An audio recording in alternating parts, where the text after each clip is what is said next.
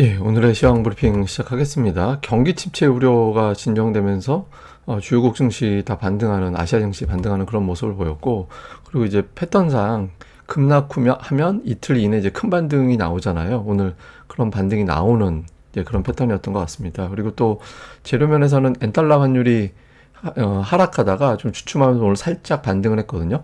엔캐리에 대한 어떤 우려 이런 것들이 좀 완화가 되면서 외국인들의 매도세가 조금 진정이 되는 그런 모습을 보였고, 특히 오늘 코스닥 시장은 상승 종목 수가 1,500개 넘었습니다. 사상 처음으로 1,500개를 넘겨서 이 기준 자체만 놓고 보면 역대 최대로 많이 올라간 그런 하루였습니다.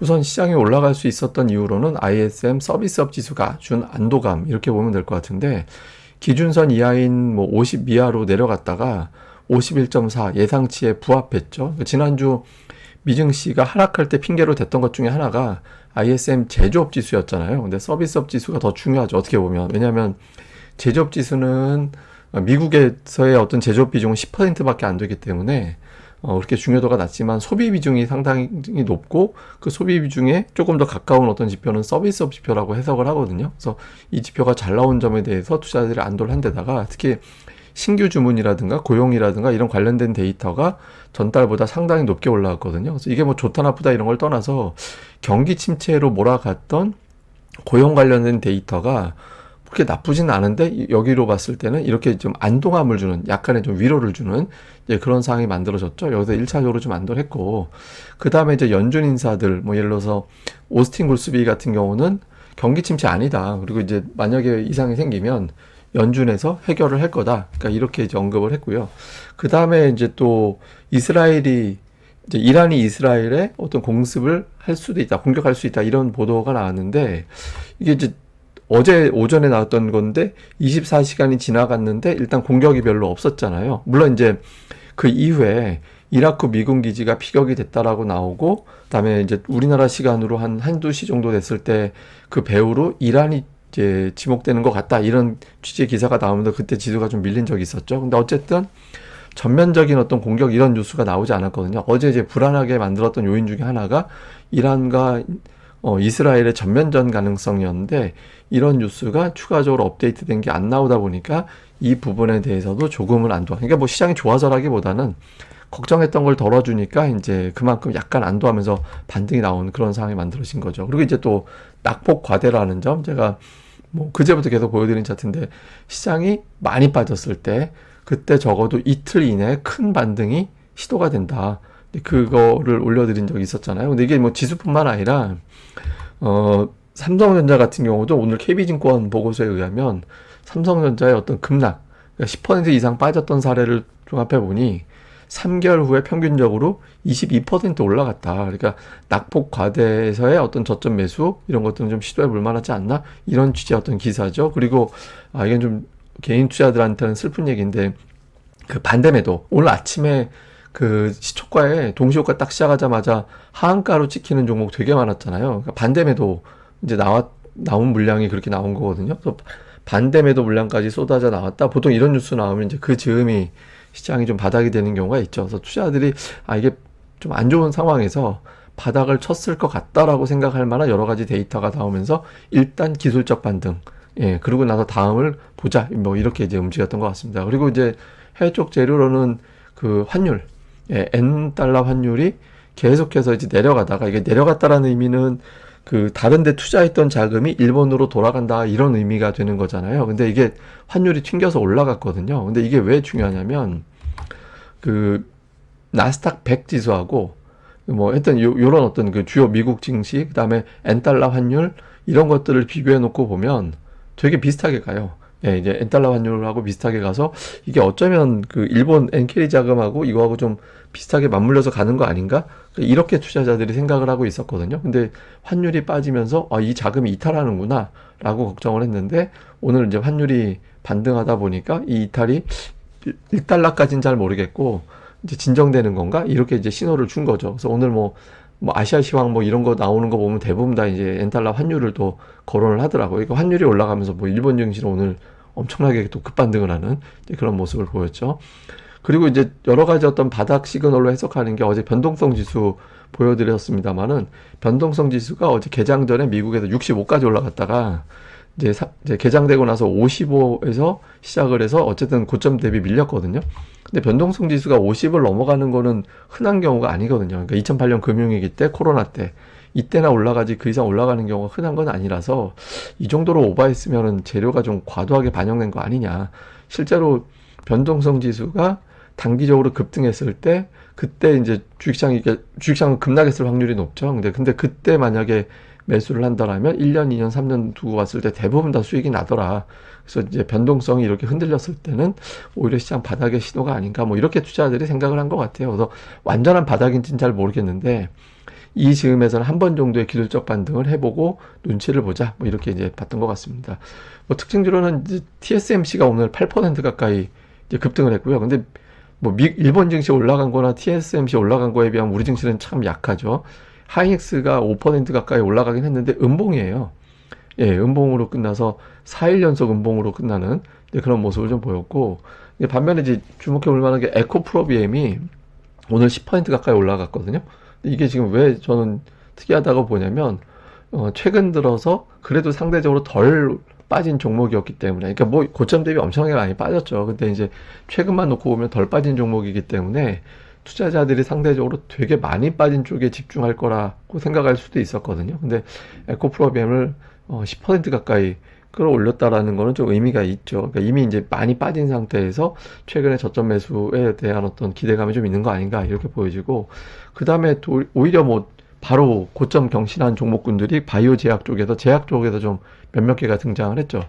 예, 종근당 같은 경우 오늘 뭐 11%나 급등을 했잖아요. 그래서 좀 추세적으로 이런 종목들은 증시가 흔들릴 때 그때가 오히려 그때마다 이제 투자들이 좀 집중을 하고 있었구나라는 거를 또 보여주는 대목이죠. 근데 오늘 뭐 사실 상승 종목이 워낙 많아서 뭐 어떤 종목이 특징이다 이렇게 꼽는 것 자체가 조금 애매하긴 합니다. 근데 어쨌든 좀 특이한 종목군들 몇 개가 있어서 이제 설명을 드렸습니다.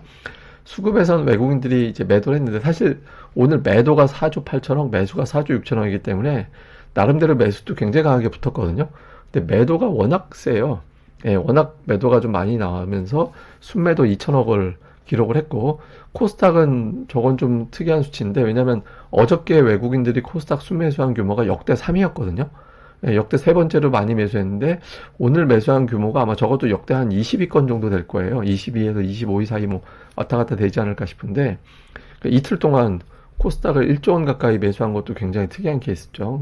근데 저게 외국인들이 뭐 저렇게 많이 매수한다라고 해서 그 다음 주에 증시가 반드시 올라간다 뭐 이런 또 징크스는 없어요.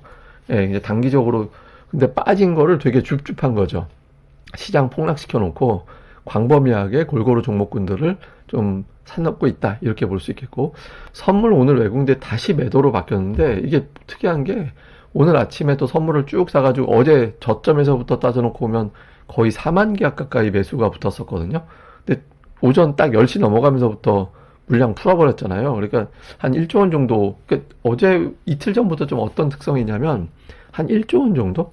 1조 원 정도 되는 금액 가지고 선물을 샀다 팔았다 하면서 그 위아래로 진동시키면서 그냥 변동성으로 먹는 그런 것들이 좀 시도되는 것 같아요. 그래서 외국인들이 코스닥에서는 이제 시장 두들겨 놓고 줍줍하는 행동이 나오고 있고, 코스피에서는 변동성을 유발해서 또 먹는 게 있고 이런 게 있는 것 같은 거고, 다음에 또 하나는 개인들이 풋옵션을 엄청나게 샀습니다. 저게 이제 매수를 한 건지 매수를 당한 건지는 더 봐야겠지만 어쨌든 개인들이 하락 쪽에 베팅한 꼴이 돼버렸잖아요. 근데 외국인들은 풋을 파는 쪽이 돼버렸고, 그래서 이후 장세가 되게 다이나믹하게 움직일 가능성이 높겠구나 이렇게 보여집니다.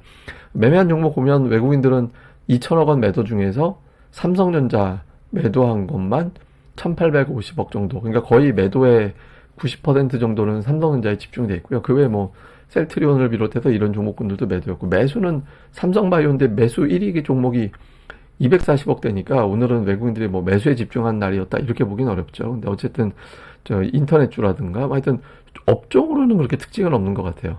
예, 매수한 업종에 별로 특징은 없고, 인버스를 또 순매수한 건 또 특징적이었고, 기관은 오늘 매도의 상당 부분이 삼성전자, 하이닉스 매수하긴 했지만 뭐 500억이니까 삼성전자 10분의 1밖에 안 됐잖아요, 매도한 거에.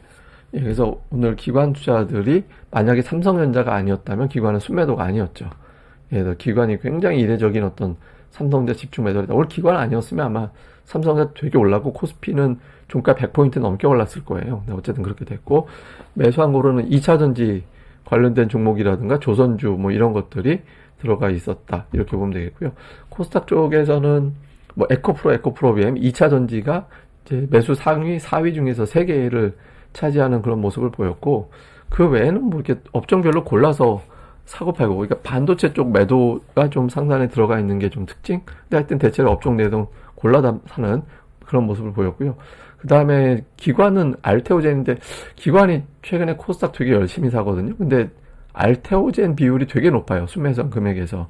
그러니까 알테오젠 이외의 어떤 종목군들도 뭘 사나 좀 주목해 볼 필요는 있는데 어쨌든 좀 꾸준하게 매수하고 있는 그런 상황이고 그 외에 이제 2차전지 역시 에코프로 BM이 매수에 들어와 있고 그 다음에 이제 제약바이오, 반도체 이런 것들 중에서 선별적으로 매수를 했는데 하여튼 뭐 업종 내에서 이제 골라서 사고 팔고 하는데 약간 매수 쪽에 이제 반도체가 조금 더 포진해 있는 종목수로 놓고 보면 그런 특징이 있었습니다. 자, 요약을 해보면 이틀 급락 후 반등 이렇게 이제 만들었는데 제가 오늘 아침에 종가가 어떻게 될지가 되게 중요하다고 말씀드렸잖아요. 근데 사실 좀 아쉬운 측면이 있었어요. 그래서 요거는 오늘 이렇게 좀 중요한 흐름이 만들어내지는 못했다. 그래서 조금 아쉬워서 이게 그 이틀 안에 또 한 번의 급반등이 나와줘야지만 시장이 치고 나갈 수 있다 이렇게 볼 수 있겠고 그 다음에 해외 쪽에서는 오늘 미증시가 그 어제 많이 빠졌기 때문에 오늘 급반등이 나와줘야 되거든요. 그러니까 어제 낙폭의 절반 이상 낙폭의 절반 이상 올라가 줘야 시장 그러니까 왜냐면 이런 장에서는 하락할 때 단타도 많이 들어가기 때문에 그 물량을 이제 어느 정도 나올 거라고 보여져 있거든요. 항상 폭락 후에 반등은 단타도 포함이 되다. 근데 그 단타를 이겨낼 정도로 끌어올리려면 낙폭의 절반 이상 올라가 줘야 되거든요. 그래서 미증시에서 그런 흐름이 나오고 또 빅테크들이 또 돌아서 주는지 이런 것들을 집중적으로 살펴보는 게 필요할 것 같습니다. 예, 그리고 이제 오늘 코스닥에서 기록 하나가 또 나온 게 상승 종목 수가 역대 최대였어요. 근데 이게 이제 코스닥은 상장 기업이 계속 늘어나기 때문에 상승 종목 수만 가지고 이제 뭐 어떤 랭킹을 매기는 거는 조금 의미가 약할 수는 있어요. 근데 오늘 그 전체 상장사 중에서 97% 종목이 올랐거든요. 그래서 비율도 뭐 거의 압도적이긴 했습니다. 근데 어쨌든 이렇게 상승 종목이 많은 날의 공통점이 뭐냐면 느닷없이 급등하는 경우도 있지만 대체를 보면 폭락 다음에 급반등이 나올 때 이런 패턴이 나오게 되거든요. 그래서 오늘 이제 그래서 보통 이렇게 되면은 다음 날은 이렇게 많이 올라가고 나면 뭐 추가적인 반등 나오는 비율 확률적으로 보면 뭐 반반 정도 되는데 한 달 후로 돌이켜 보면 대체로 올라가는 비율이 많습니다. 그러니까 지금 보고 계신 표에서도 이전 9개 사례 중에서 7개가 올라가고 2개가 빠졌잖아요. 근데 이걸 30위까지 늘려놓고 보면 제 기억에 한 25개가 올라가고 5개가 빠지고 아마 그 정도 비율일 거예요. 그래서 비율적으로 보면 폭락 뒤에 상승 종수가 이렇게 나오는 경향이 많아서 대체로 이제 길게 보면 한 달 정도 이내에는 이 위치보다 올라가는 비율이 높긴 합니다. 근데 이제 이번 같은 경우는 되게 특이한 케이스죠. 그러니까 도장 깨기 같이 안 보던 사례가 만들어진 거였거든요. 그래서 이게 이제 뭐 엔켈이라든가 이런 어떤 자금, 그 다음에 뭐 경기 침체, 중동 이슈 이런 것들이 한 번에 다 섞여가지고 이제 몰려온 거라 이제 따박따박 이게 다 해결돼서 갈 필요는 없는 것 같고 기본적으로 저는 좀 한 줄만 안정이 돼도 시장이 좀 돌아설 것 같긴 하거든요. 그래서 이런 부분들이 어떻게 되는지를 보면서 우리가 이제 좀 가늠을 해보는 게 필요할 것 같습니다. 예, 제가 어제 그 재난방송 했잖아요. 근데 그거에 대해서 이야기를 되게 많이 하시더라고요. 여기저기서 제 지인도 그렇고 되게 많이들 해주셔가지고 근데 뭐 재난방송의 특성상 그걸 매번 할 수는 없는 거고 좀 시장이 특이한 변화가 생길 때는 제가 낮에 그렇게 때때로 긴급 재난방송 형태로 이제 가끔 한 번씩 올리는 거 계속해 보도록 하겠습니다. 예, 그럼 저는 또 다음 방송에서 뵙겠습니다. 이 방송 구독하기 그리고 좋아요까지 꼭 부탁드립니다. 감사합니다.